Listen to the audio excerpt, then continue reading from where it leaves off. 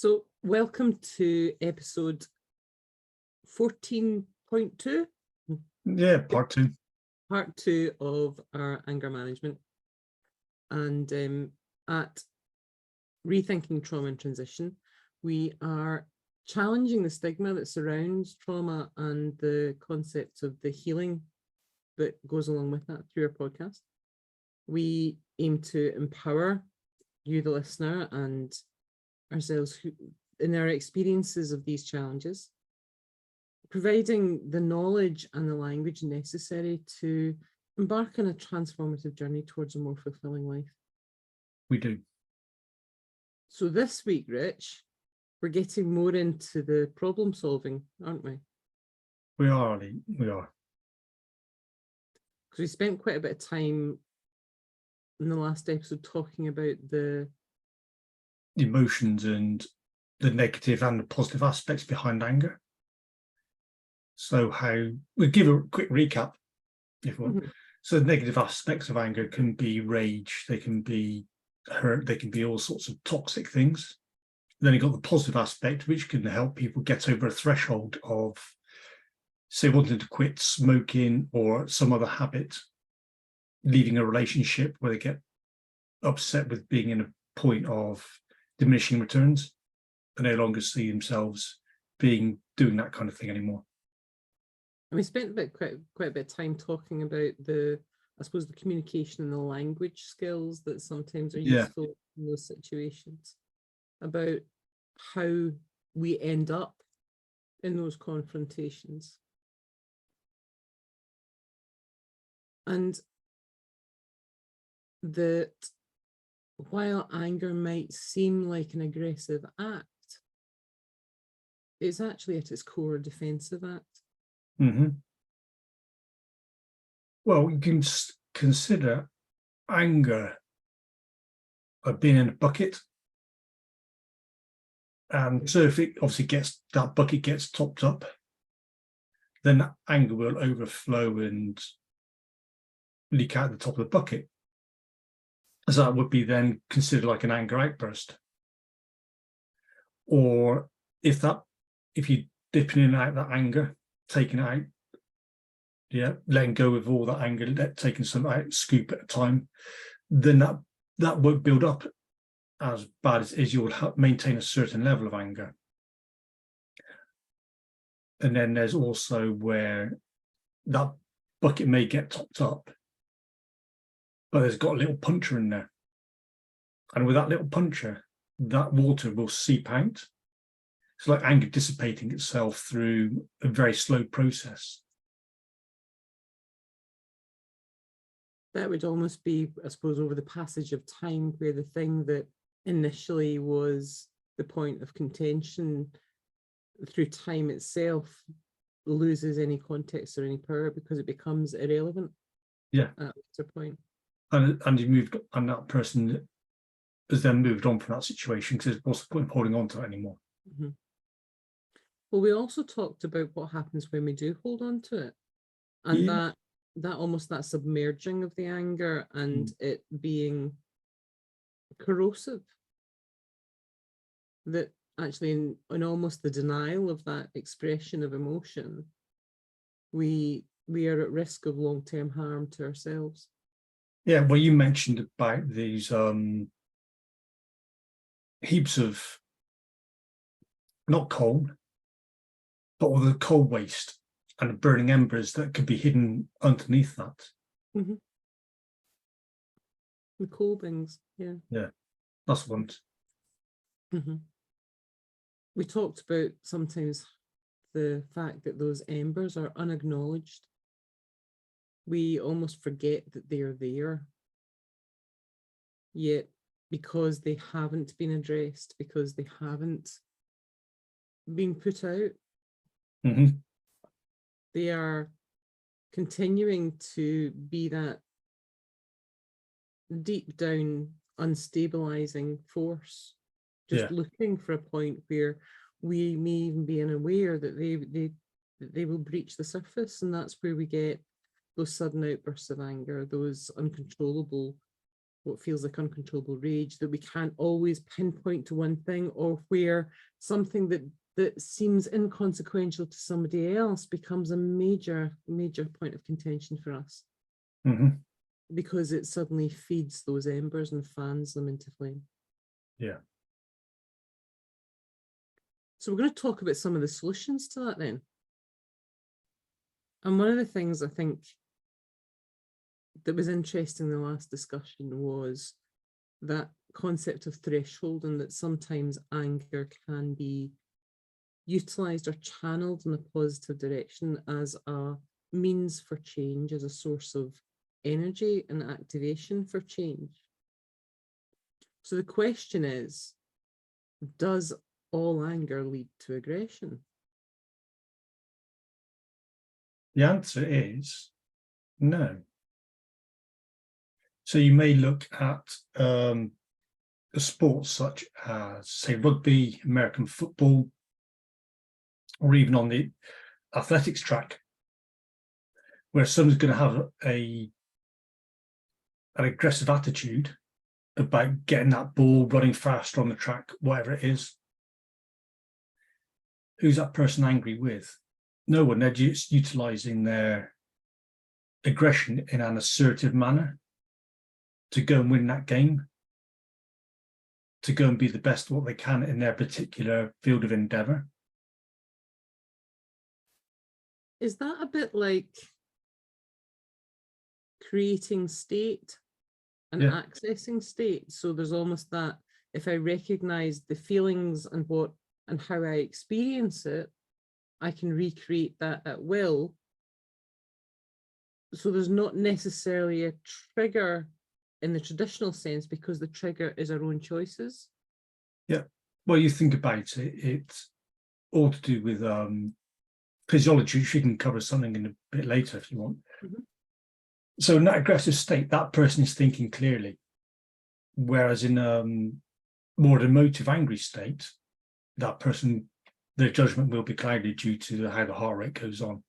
You could also think about being aggressive in another context, such as, say, a bank robber. And that bank robber obviously is holding up the bank. They want the cash. They've been highly aggressive towards the staff and any customers in there. They just want to get that money out there, and whatever other loot they can secure, as quick and fast as possible, with hopefully doing as minimum damage to everybody else. Because obviously, if they do get caught, they want minimum amount of jail time. So would that be another example of where the outward expression is actively manufactured and managed, rather than it being something that we would traditionally describe as an internal emotional response to something? Well, you could argue that the emotion is led to getting some cash from the bank, albeit in a very unpleasant way. So they may have an ulterior motive of wanting to feed their family. But yeah, there's very little emotion involved. It's more calculated, isn't it, to rob that bank, to be on that sporting pitch or that athletics track. They're making very calculated guess or assumptions as to what's going to happen next. That would imply that we have the capacity to access the physiology without necessarily accessing the emotion. Yeah. And that actually the physiology and the emotion can, in some cases, not necessarily be linked. So you could also say is aggression is action or behaviour that's commonly associated with emotions such as anger and frustration. So that could be somebody's hurt in some way. And this can take many forms, such as verbal, physical abuse, threats, gestures, people being slapped, hitting, that kind of thing.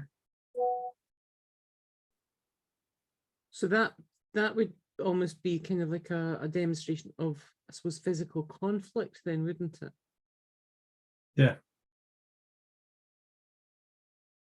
Because there's also the acts of aggression, which are, and it's that lovely phrase that people use a lot, passive aggressive,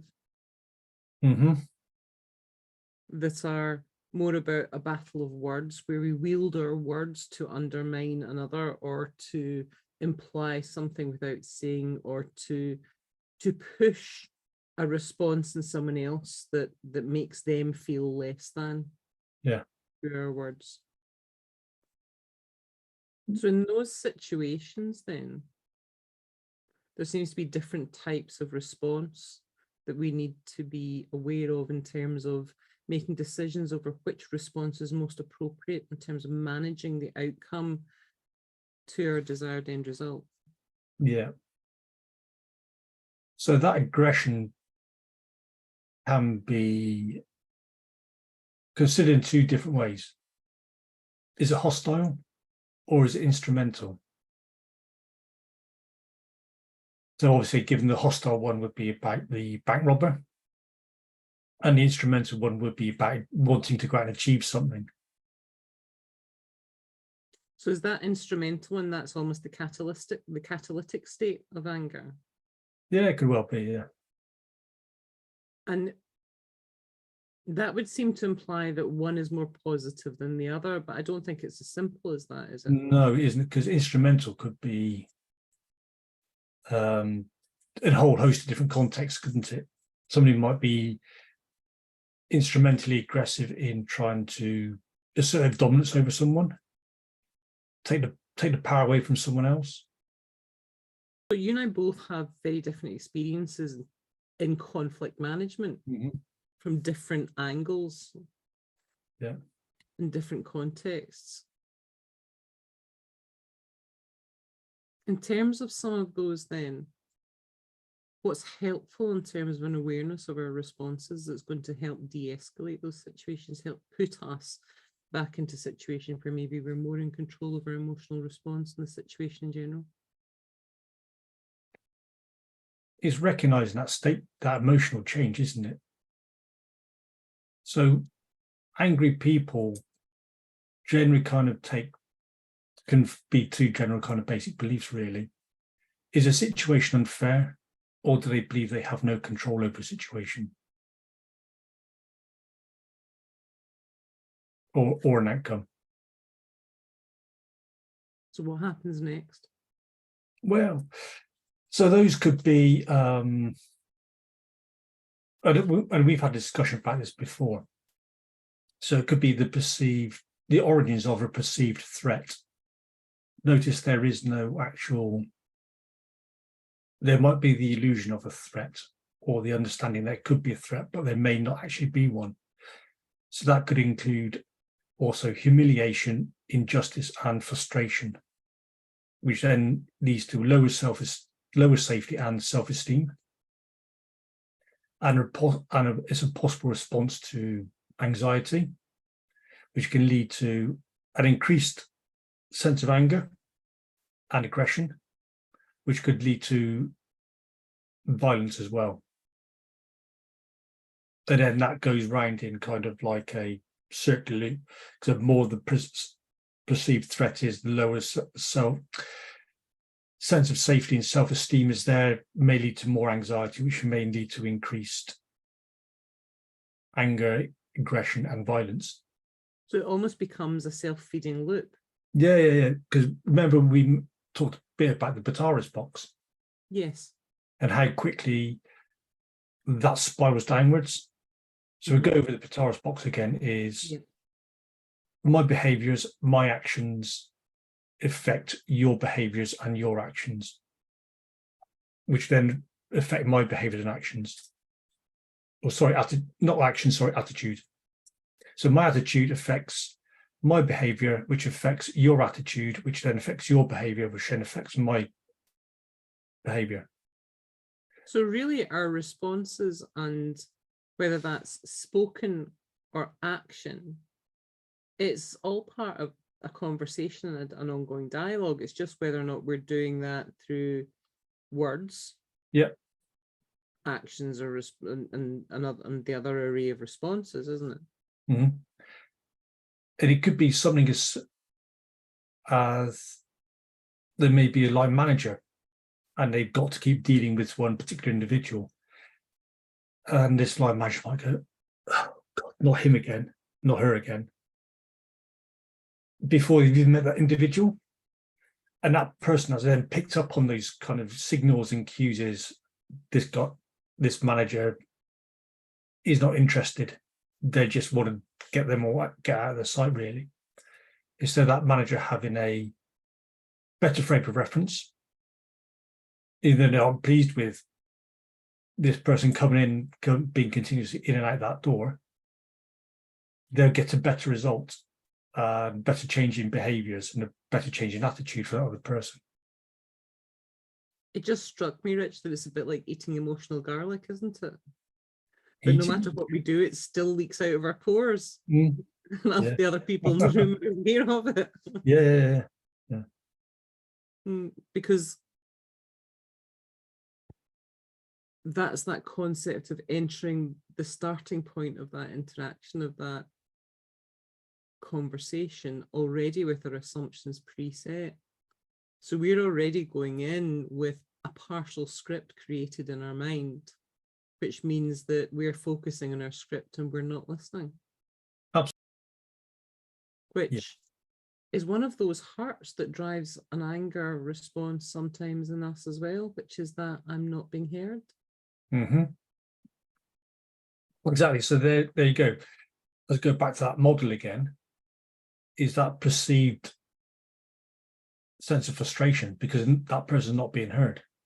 Mm-hmm. So if that person keeps continuously thinking they're not being heard, they get even more frustrated with that situation. Again, that leads down into that Betaris box of my attitude then and my behaviours then get worse and worse and worse over a period of time. And it's very hard to come back from that, or it can be. The irony is that in all of those stages, those emotions are being created by our inner thoughts about what we're experiencing. Yep. The decisions we're making each turn, whether this is just, unjust, have we been heard, have we not?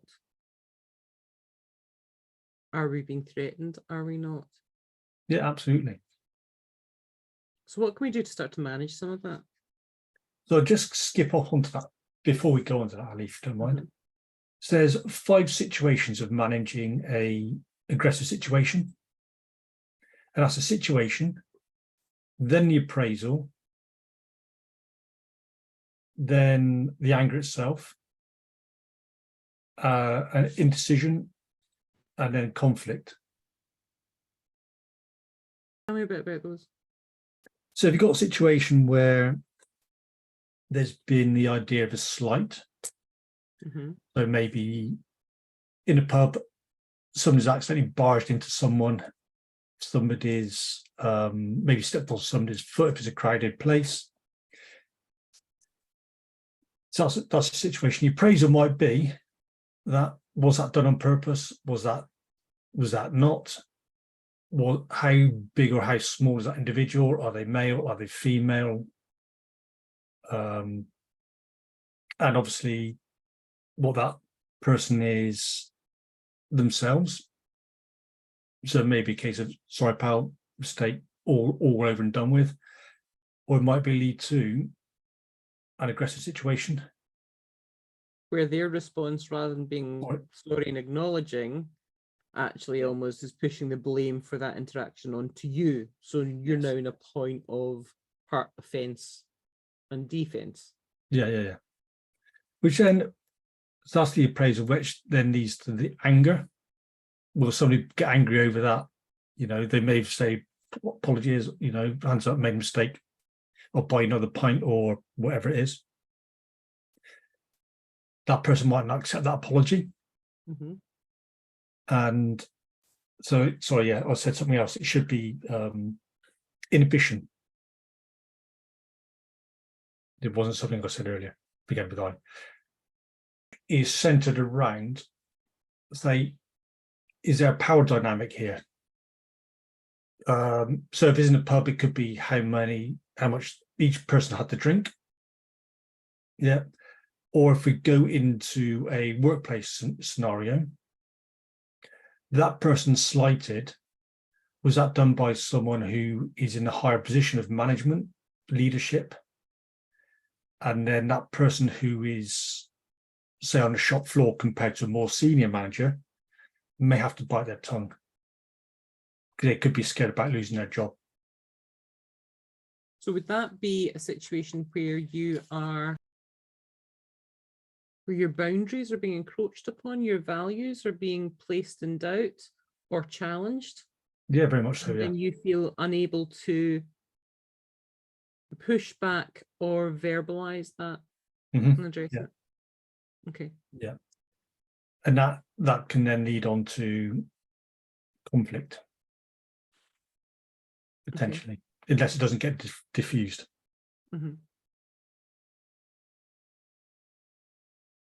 Miscommunication upon miscommunication. Absolutely. So that's what it's all about, really, is the dynamics are what leads up to conflict are misunderstandings, uncertainty, fear of change, loss of power, fear of failure, and disappointment. That links back into that idea of anger being a defensive action. Yeah, it can be, yeah. Okay. So what happens next? Well, then we can go into physiology if you want, and talk about that.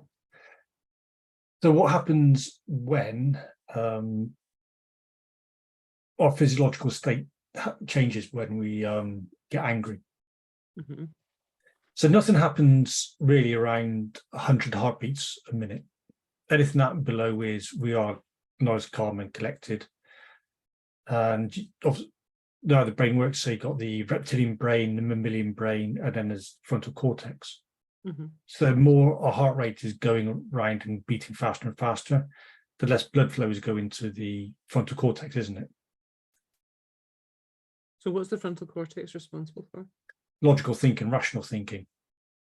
So we're now, as the heartbeat escalates, we are getting our more instinctual drivers are starting to kick in, rather than the rational, logical, unemotional side that's able to evaluate from almost 3 steps back. Yeah. Okay.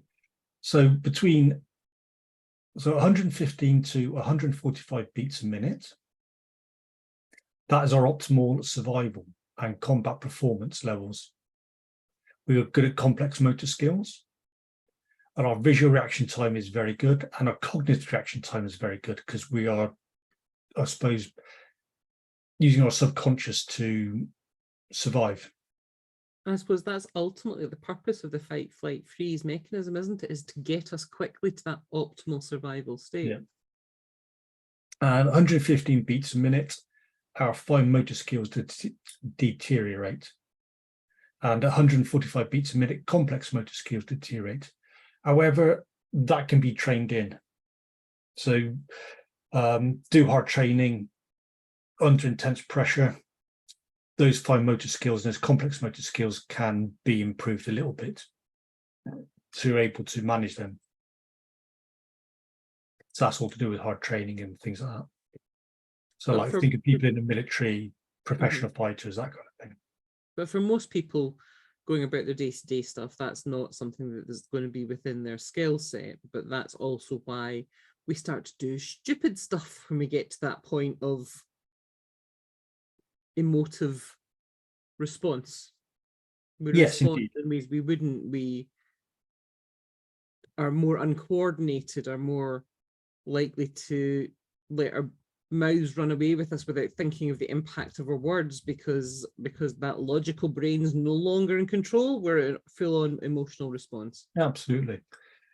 So at above 175 beats a minute, it's irrational fighting or fleeing or freezing comes in. Submissive behavior, vasoconstriction. So that helps to reduce the bleeding from any wounds and cuts, lacerations. Mhm. So often when people have reported being stabbed, they've thought they've been punched, because oftentimes sometimes that knife has been left in and there's no blood coming out, so don't feel that on there. There was a story of a guy who thought he got punched in the head. He got home, looked in a mirror, and there was a knife handle sticking out of his head. I don't know why anybody on the street hadn't told him. But anyway, so upon seeing that, he collapsed and he fainted. Well, that's also, is it not, why there are all these real stories of people capable of doing amazing things in those points of high stress, like lifting cars because their child is trapped underneath it, or that should be well outside their capabilities in any normal day of the week, yet in that moment our physiology enables that for that fleeting second that's required. Yeah, my understanding is the brain puts on restrictions to how much we can lift. Because otherwise we can lift more than what we're capable of, and it just tear the body apart. So that stops that as a protection system. Yeah. And then moving on, so at 175 beats and above 175 beats is voiding bladder and bowels. Nobody, as far as I'm aware, has any reason to know why they do this. My opinion is that one, it helps you to be lighter, if you move more efficiently, and two is if it was we're out in the savannas as hunter-gatherers still, if you don't smell very pleasant, the animal's probably less likely to eat you as well. Well, you see that sometimes in the defense mechanism, even sometimes in amongst our domestic animals. Yeah. And yeah, I think that makes perfect sense. It's like I'm a less attractive offering now. Yeah. And so then gross motor skills such as running, charging, etc. are pretty good, and they're at their highest performance level. So 175 beats a minute then is cognitive processing deteriorates. So that's the loss of less blood. There's loss of peripheral vision, tunnel vision. So when people are engaging in conflict, there's all this posturing to go and look how big I am. And so people get closer and closer. You get more tunnel vision. Then some games get sucker punched. They can't see that coming. Yeah, your peripheral vision has narrowed to the point where you're not aware of the incoming. Focused on that individual straight in front. So this is where people get in all sorts of problems. And then there's loss of depth perception and loss of near vision as well. And there's auditory exclusion or tunnel hearing. Is that where we're getting close to the point of shutdown because we're in total overload? Because that sounds almost as if we're getting to the point where we're about ready for everything to shut down so we can play dead.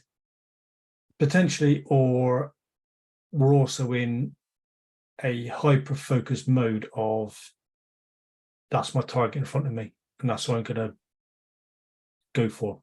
They're in my way. Yeah. So it's that fight, flight, freeze thing. And then this is what we're talking about really, is at 220 beats a minute thereabouts, depending how old someone is. That's very common in conflict situations. Well, then that's fighting time. People ain't thinking. People are slugging out, as it were. They're just reacting. Yeah. How do we get down from escalating all the way from up there, all the way back down? You have some suggestions you're going to give me? Yep. So there's give people space. Whether that's metaphorical space before it gets to that situation, or actual physical space, and put barriers in between. The more energy that other person has to expend, the more tired they'll get, and the more tired that person becomes, then they're going to be a lot less inclined, hopefully, of continuing with that conflict. It strikes me as well that with the narrowing of the peripheral vision, that actually you can create space just by changing not even so much the proximity, but the location and the proximity, the angle. Oh. Because what you're then doing is you're pushing and forcing the widening of that peripheral field, aren't you? Yeah, that could well work. Mm-hmm. You can give it a go if you wish, Ali. I may well have done a few times. I'm sure you have. But it's also less combative, isn't it? If you move and you turn sideways rather than face on, because face on there's a reason why they call it squaring off. Mm-hmm. Yeah. And obviously there's signs to look out for that as well. People take a step back, start clenching fists, and generally posturing before that happens, make themselves look bigger. So if we are in those situations, then it's about acknowledging what's going on with that person, listening to what they say, because who wants to really get involved in fights? Not many people. Well, there's very rarely a clear-cut winner, though, is there? Yeah. So if we can obviously mention that before, acknowledge that person, get that person to sit down, because then that automatically lowers the heart rate, and get some tea and biscuits. Well, it's also it's also more difficult to posture when you're sitting down than when you're standing. Yeah, absolutely. Yeah. So you're starting to limit the capacity for those things that are going to escalate the fight response. Yeah. By making those more challenging to actually achieve. Yeah. And this again, if this is kind of like a work situation, and there's a customer come in, they've been upset about whatever product or service that they've had from you, and there's that person who's front facing, you may need to swap those people around and bring somebody else in. So then that again can help neutralize the anger, because all their main point of focus would have been on that one individual. Well, that's a bit like resetting the conversation, isn't it? Yeah. As long as you're not going back over everything else that has been said before to upset that person even more. Because what you want is a win-win situation with both people, really. Well, nobody I know likes having to constantly repeat themselves and feel as though they're never getting any further forward, because that's just a further slight and hurt, isn't it? An indignation that you then end up piling one on top of another. Yeah, absolutely. Yeah.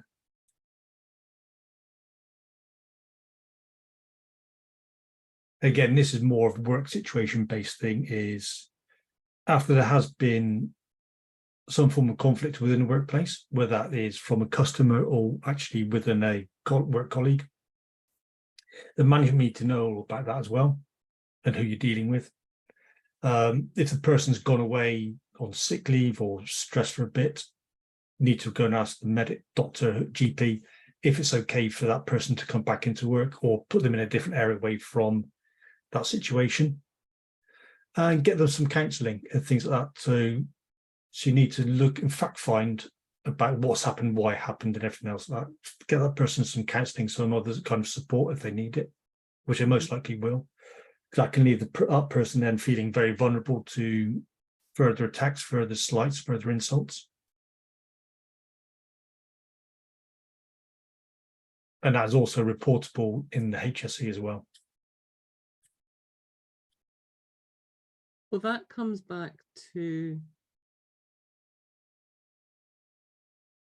how much are you hearing and how much are you seeing? I'm going to repeat a phrase that I said last week because I'm quite fond of it now, because I thought, oof, here I'm sounding quite Yoda-ish. And that was most of us can see, but very few of us see. Most of us can hear, but very few of us hear. And that's about how caught up in our own stories, our own dialogue, our own internal reasoning we are, rather than being caught up in the other person's. Yeah.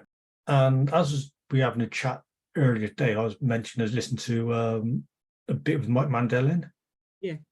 Yeah. And as they were saying in their little chat about the 80-20 principle. Yeah. Mm-hmm. Yeah. Can you explain that? Go for it. You go for it. Okay. I think it's the Pareto principle, Pareto's law, or the 80-20 principle is people do 80% of something and that's going to give them the most success. And then there's 20%, which is something else. I can't remember exactly. But that's also about which part of that we're actually paying attention to, because in a conversation, in a dialogue that's based on assumptions, actually that 80% may be in effect misdirection. Pure drivel. Maybe verbal posturing, verbal dressing that in a way masks the true nature of the hurt, the fear, that vulnerability. The 20%, if we can get to it, if we spot it, is where we find that there may well be shared territory, shared understandings, or a greater understanding of actually what the person's expressing. That's where the actual conversation is, isn't it? Yes. And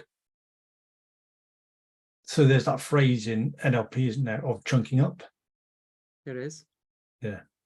So you want to look at chunking up to find out really what that problem is, instead of going around that routine of ruminating and going over those same old conversations that led to nowhere in the first place, and find that common ground.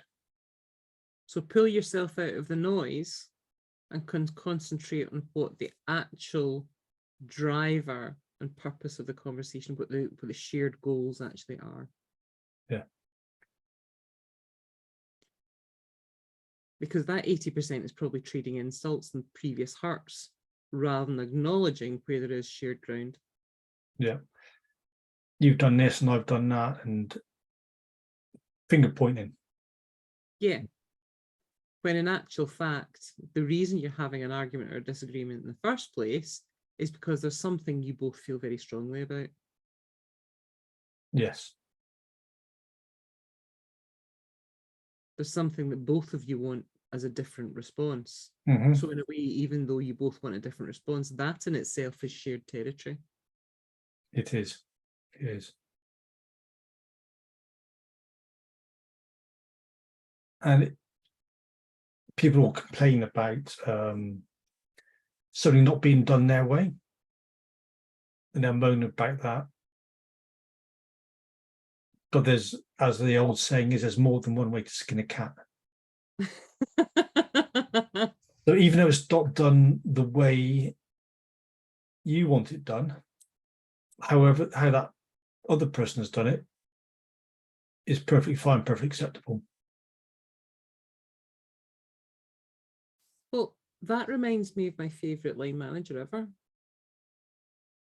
who was enough to recognise that it was okay if the solution I came up with wasn't the one they would have, as long as it was a solution that worked. And they would be comfortable with that. And sometimes we get so caught up and so attached to our solution that we forget that actually the main driver is a solution that's mutually acceptable. And that doesn't necessarily have to be our original thought. And who's to say that somebody else's solution isn't better than what yours is? Or that there isn't a middle ground between the two that gives a better solution for both of them. And that's that win-win situation that we're after. Yeah.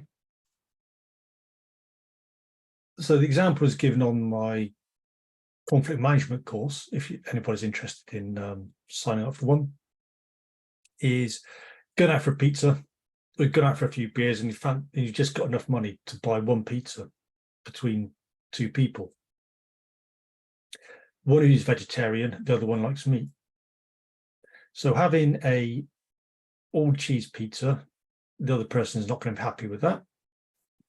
The cheese and tomato pizza, not very happy with that. An all meat pizza, the other person's not going to be happy with that, the one who's vegetarian. So the ideal solution would be then, so what they could do is either buy cheese pizza, and next time they would go and have a meat pizza, but the other person would be happy with that because they're vegetarian. So that's not win-win. So the ideal situation or solution could be then is a 50-50. Depending if the vegetarian would like having sharing a bit of meat on their pizza. Mm-hmm.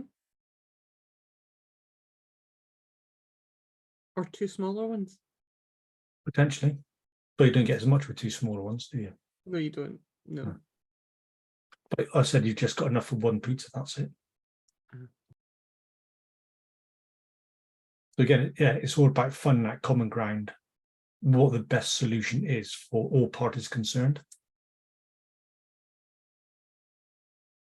Well, I think that's also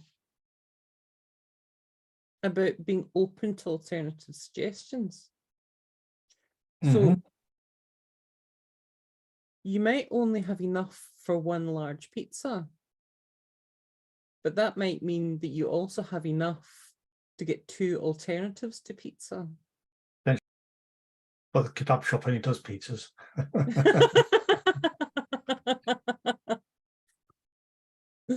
Rich is going, don't mess with my metaphor. It doesn't bother me. Yeah. So it is about compromising, finding what is the best solution for people.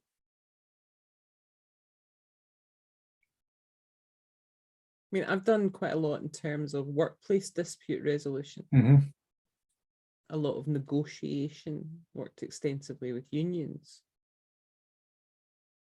And the rules there and the principles also apply equally. It's about understanding where there's shared ground and where there's shared territory, so that you can build from there. Yeah. Whether that shared territory is a mutual need for change, that this is not good enough, or a shared belief of this is something we both value. Well, Because I guess in the union's cases, it would be keep employees in work with the best offer that they can get. In an ideal scenario, both sides want the same thing, which is for the business to be able to continue operating profitably. They just want it in a fair and equitable manner. If we are willing to be open enough in those conversations and to listen well enough in those conversations, then sometimes, even though the end result might mean changes that not everybody's going to be happy with, you can reach a point where there's an acknowledgement that this is actually the way we have to take. That because sometimes that resolution is about compromise. It's about recognizing that actually the ideal cannot be achieved here. So what's the next best thing that we can reach? And is this something that is palatable to both of us? How do we make it palatable to both of us to say, right, okay, this is now acceptable? You can't do that if you don't talk and you don't listen. Yeah. If you don't get curious enough to ask questions and say, tell me more. So right at the start, what we were also talking about was, because I know that sometimes a lot of people struggle with that sense of feeling as though those physiological responses are almost taken over and they're out of control of that. But there's things we can do to help put us back in charge of our physiology. There are. I reminded myself of a story that we had a chat about this morning as well, and the power of silence. A relative of mine, he had some work done around his house, and he hired a bit of a dodgy worker, shall we say. This particular individual, he did the work, and he was after, he wanted to pay, and all upset with my uncle because he said, my uncle refused. He said, look, when you do complete what I'm asking you to complete, then you get paid. So he's screaming and shouting down the phone at him, asking him, cussing him out and whatever else. And all my uncle did was just remain silent. Then afterwards, it was all that cussing and swearing and threats and everything else, because big old chapel bowl accounts. My relative, he said that this chap was as meek as a mouse. He's like a lamb to the slaughter, basically, because he had said nothing, not reacted to anything that was going on, not taking a bait. He'd broken the pattern. He broke the pattern, yeah. That's not going back to that 80-20s, break that pattern, find out what the real discussion is. Mm-hmm. So anyway, the guy came up, fixed the job. My uncle had his money there waiting for him. So he was there, and this bloke came in. He had his boy who was about 7 years old, and being a big man, he's like, here you are, take the money, you look after that. They were around to have a bit more discussion about the work and anything else if he wanted doing and all this sort of stuff. Anyway, they departed and left my relative. Traveling home, they got home, and the dad must have asked, where's the money, son? Was that? I don't know. So he had to ring up my relative, asking, where's have you got, is that money left behind? He goes, yeah, you left it here on the radiator. Yeah. So the power of silence, as you say, Ali, breaking that pattern can be very powerful in that negotiation. And you can break that pattern in a number of ways. Mm-hmm. Because generally breaking the pattern means giving somebody a response they didn't anticipate. And that's not that violent response, because at that point you're starting to posture, that's what everybody's waiting for, that final point of escalation.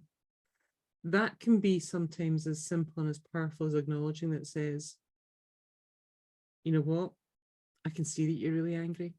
That's right. I can see that this is really important to you. Mm-hmm. It's really obvious to me how important this is to you. Yeah. And that acknowledgement, especially when unexpected, again, is a pattern break. It's a point where both sides have to recalibrate their next response. It buys time and space. It allows the central nervous system to start to de-escalate a little bit, increment by increment. It's also then that script is running around in someone's head has been interrupted. It doesn't fit anymore. No. So what else are they going to come up with? Everything now has to be reassessed. In order to reassess it, you then have to reevaluate everything that's been said so far. It pushes the point of reflection. And that might be where you realize you've heard more than you thought you had. Because when you reflect, when you re-listen to that, that's where sometimes you notice things that you hadn't noticed before, because you were too caught up in your own assumptions and your own preparation for your next response. Now, the other thing is in that state break that we're talking about, we can learn to do that physiological change ourselves. We can build ourselves anchors that help center us, that help de-escalate our physiological responses. Or, you mentioned anchors, you can also break those anchors as well and install new ones. Yeah, so if you find that you have particular situations, and sometimes it can even be people that because we might have had repeated interactions which result in a less than pleasurable outcome for us, then we go in anticipating the end result before we've even got there. So our physiology is already in that heightened state just by the mere suggestion of that person's name. Yes. We're already primed and 4 steps ahead in terms of our preparation to posture and potentially move to the aggressive action. What you reminded me of then as well, Ali, is, so if it's a case of power dynamic and you've been said, right, go and see the manager wants to speak to you. Most people are already then anticipating something bad. Anxiety It takes them back to then their childhood of going off to see the headmaster or the school principal or whomever. A very common experience for most people with Yeah. that. So we kind of regressed back to 7-8-year-old maybe. And a point of vulnerability. Yeah. They're not the actual adult that that person is now. All of a sudden, the 8-year-old is in charge and showing up for that meeting. Yeah. The 8-year-old is walking towards the office, feeling very insecure and very vulnerable. Mm-hmm. When it could be the manager is giving you a pay rise. Or wants to ask a favour or say well done. Yeah. And that's also where, if we recognise how we experience those different things, because they're made up of component physiological signals, our emotional array, the physiology of our emotions is actually quite limited. We have a lot of words for describing it, but most of them are context driven. Mm-hmm. And that's why when we actually look at the physiology of things like anxiety, we change the setting and all of a sudden we have excitement. Definitely. It's contextually driven. Our thinking, in effect, helps us decide whether we're anxious or excited. It provides the context of that emotion and then it helps us place it in the box. That means that we can create a trigger for ourselves with a positive association for those feelings. We can create triggers for ourselves that allow us fast access to states of calm and meditation. You see that a lot with children that have like their favorite toy, the teddy bear that you know, the minute you hand them it, they get the calm comes over them. Or their favourite blanket they drag around everywhere up until they are however old as an adult. Or you might come across a childhood toy that has been stuffed in the back of a drawer for a long time, but the minute you hold it in your hands, the association of it is one of comfort and calm. Mm-hmm. Because at some point, that was such a repeated experience for you that your body, the minute it recognized the feel of that trigger, the association of it, it said, I know what to do. Oh, I know what you need me to do. Right, okay, flood with feelings of calm. But we can do that ourselves. We can build those associations ourselves with whether that's maybe a coin we carry in our pocket, maybe a thumb stone if we like crystals, that we can almost worry our thumb across, that we can start to associate that feeling of calm, that feeling of meditative settlement with. We can create really simple ones with maybe finger squeezes that we can access anywhere that allow us that speedy access route to that sense of calm, that sense of balance. Yeah. I did read a story quite a while ago now, and it was about this chap who came home from work, and he would take 5 minutes before he actually entered home. And in his garden, he had a little bush that he would just brush past every day. And all his worries, all his concerns would be left with that bush to be dealt with. Mm-hmm. And then go home to a happy family. So you could use physical anchoring points as you're going into, say, work or into your home or somewhere else. Yeah, it could be anything. It could be a scent, a favorite smell Mm. that you have that helps Yeah, calm. It could be something that you touch or hold. It could be an action you do or a sound. absolutely. I was going to say scents are very good. They bypass the whole of the system, go straight to the back of the brain. Mm-hmm. Same as music is incredibly powerful. Mm.